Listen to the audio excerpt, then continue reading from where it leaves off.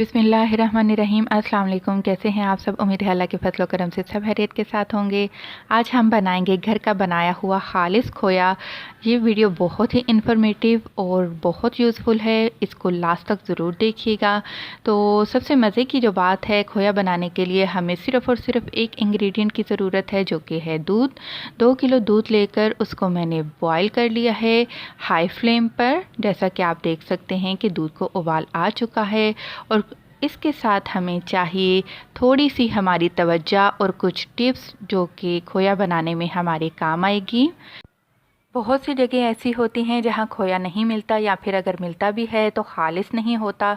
तो मेरा कहना यही है कि जहां तक मुमकिन हो सके आप घर पर ही चीज़ें बनाकर और उनको इस्तेमाल किया करें।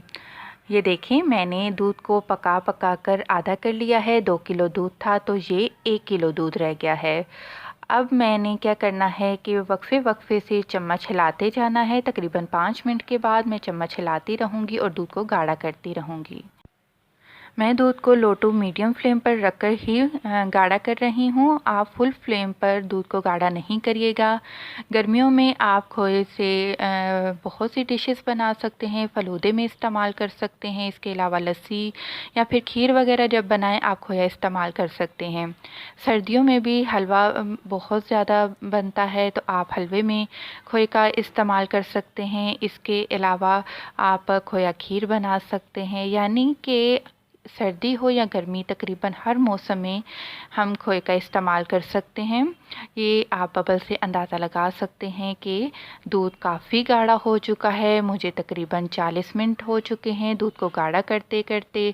खोया बनाना मुश्किल नहीं है, लेकिन सिर्फ़ और सिर्फ हमें जो चीज़ें चाहिए वो है हमारा मुकम्मल ध्यान और थोड़ा सा हमें टिप्स को फॉलो करना होता है। घबराना बिल्कुल भी नहीं होता कि अभी तक खोया क्यों नहीं बना। बस मुकम्मल लगातार आप इसको चम्मच हिलाते हिलाते आप गाढ़ा कर दें। अब ये वो टाइम है कि मैंने चम्मच को बिल्कुल भी नहीं छोड़ना और चूल्हे से बिल्कुल भी दूर नहीं जाना। अगर मैंने थोड़ा सा भी यहाँ पर ध्यान हटाया तो सारा जो दूध है वो नीचे बर्तन में चिपक जाएगा, काला हो जाएगा, जिससे जो हमारा खोया है वो ख़राब हो जाएगा और उसका कलर भी चेंज हो जाएगा और उसमें से हल्की हल्की सी स्मेल भी आएगी। तो आपने प्लीज़ मुकम्मल ध्यान अब सिर्फ़ और सिर्फ चम्मच हिलाने पर देना है।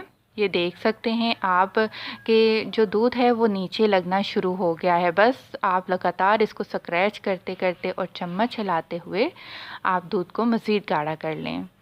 ये देखें, काफ़ी गाढ़ा हो चुका है दूध। बस 2-3 मिनट और मैं इसको मज़ीद पका लूँगी। जब कोई ऐसी चीज़ हम घर पर बनाते हैं तो एक खुशी भी होती है कि ये चीज़ हमने खुद बनाई है, और दूसरा एक सुकून भी होता है कि घर पर खुद हमने अपने हाथों से बनाई है, जिसमें कि कोई मिलावट नहीं। ये देख सकते हैं, अल्हम्दुलिल्लाह बहुत ही बेहतरीन खोया बनकर तैयार है। मैं यहाँ पर अब फ्लेम ऑफ कर दूँगी और मुझे खोया बनाने में तकरीबन एक पूरा मुकम्मल घंटा लगा है और हमारा खोया बनकर तैयार हो चुका है। खालिस तवज्जो के साथ खालिस खोया हमने बना लिया है। अब मैं इसको एक अलग प्लेट में निकाल लूँगी और सबसे पहले मैं एक स्पैचुला लूँगी और जो साइडों पे बर्तन पे खोया चिपका हुआ है उसको स्क्रैच करके मैं इकट्ठा कर लेती हूँ और फिर मैं एक प्लेट में निकाल रही हूँ। और खोया जब ठंडा होगा तो ये मज़ीद गाढ़ा हो जाएगा और मैं आपको ठंडा करके भी बताऊंगी कि ये कितना गाढ़ा हो चुका है। ये देखिए, ये रूम टेम्परेचर पे मैंने इसको ठंडा कर लिया था और ये काफ़ी गाढ़ा हो चुका है। अगर आज की रेसिपी आपको अच्छी लगी है तो मेरी वीडियो को ज़रूर लाइक करिएगा, मेरे चैनल को सब्सक्राइब करिएगा। खुश रहें, दुआ में याद रखें। अल्लाह।